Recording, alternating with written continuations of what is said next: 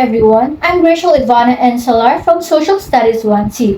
So today we're going to talk about poverty. As we all know, poverty is the most crucial problem and social issue not only here in the Philippines but also in the world.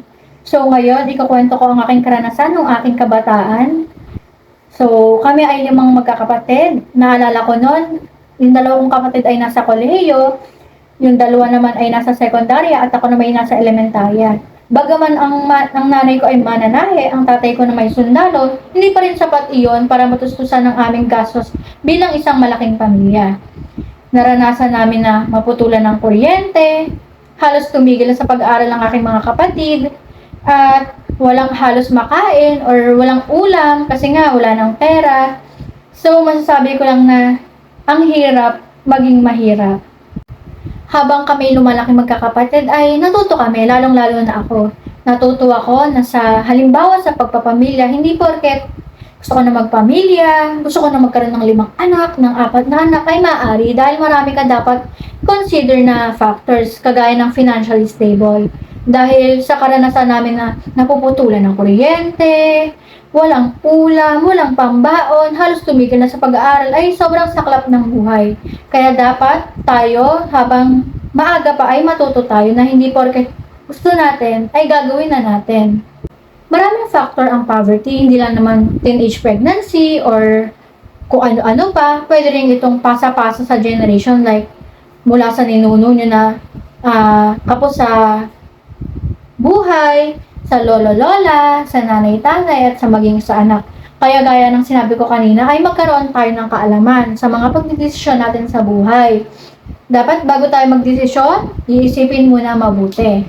Para kung kaya't ganon ay hindi na tayo makaka-apekto sa future or sa mga susunod pang henerasyon. Isa pa sa mga rason or factor ng poverty is obviously unemployment. Wala ka nang trabaho, di ba? Magiging bonding nyo pa ang pagkakaroon ng maraming anak or libangan ng pagkakaroon ng maging maraming anak, di ba? So, paano mo mapapakain lahat yan? Paano mo mapapag-aral? Paano mo mabubuhay? Paano mo mabibigyan ng magandang buhay kung napakarami nila at wala kang trabaho?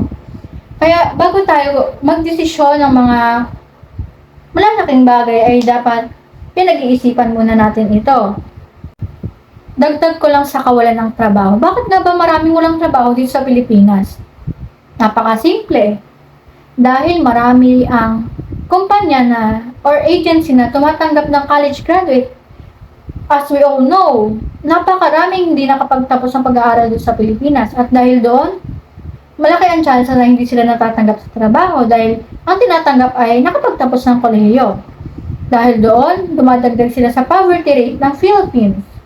So, maraming nagtatalo kung diskarte ba o diploma? Para sa akin, diplomang may diskarte. Dahil kung may diploma ka, benefit na yun kasi 'di ba napakarami ang tumatanggap ng college graduate. Pero kung wala ka namang diskarte, paano ka ma-hire, 'di ba? Kaya para sa akin, diploma may diskarte. Kasi hindi naman pwedeng may diploma ka lang, hindi naman pwedeng may diskarte ka lang. Though minsan, na-apply naman siya. Pero for me kasi, diplomang may diskarte ang maganda. Diba? Package. Kaya, wala na yung diskarte or diploma, parehas. Parehas mo silang kailangan kapag ikay maghahanap ng trabaho. Ito, pinakasikat na rason or factor ng poverty. Teenage pregnancy. So, ano nga ba ang teenage pregnancy? From the word teen, so ito yung mga 13 to 19 years old na nagbubuntis, maagang nagbubuntis. So, tayo as older, dapat tayo tinuturuan or binibigyan natin sila ng sex education dahil wala naman nagtuturo na dito sa Philippines Sa school lang sa DepEd, wala, hindi yan tinuturo. Kaya tayo, as matanda sa kanila, dapat tinuturuan natin sila dahil sino pa ba magtuturo sa kanila, di ba? Kung hindi tayong mga kadugo nila. So, para magkaroon sila ng knowledge or kaalaman para doon, ay dapat tinuturo natin sa kanila.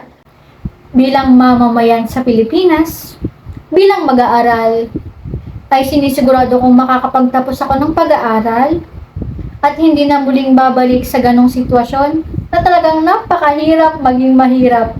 Talagang hindi mo nanaisin at talagang magsusumikap ka para hindi ka na bumalik sa sitwasyon na ganon. Na Tipong hindi ko talaga makakalimutan na hindi na kami pinauutang sa tindahan dahil napakahaba na ng listahan ng utang doon sa tindahan. Putulan ng kuryente, halos tumigil na sa pag-aaral, hindi mo alam kung makakapasok ka pa ba bukas, kung may kakainin pa ba kayo bukas. Kaya sa nanonood nito, magsumikap ka. Dahil hindi naman yun para sa ibang tao, para yon sa sarili mo. Kaya kapag nagsumikap ka, natural giginhawa ang buhay mo at hindi ka na magiging mahirap pa. Bago matapos ang video na ito, mag-iwan lamang ako ng katagang Learn from the Past. Again, I'm Rachel Ivana Ensalar from Social Studies 1C. Thank you for watching!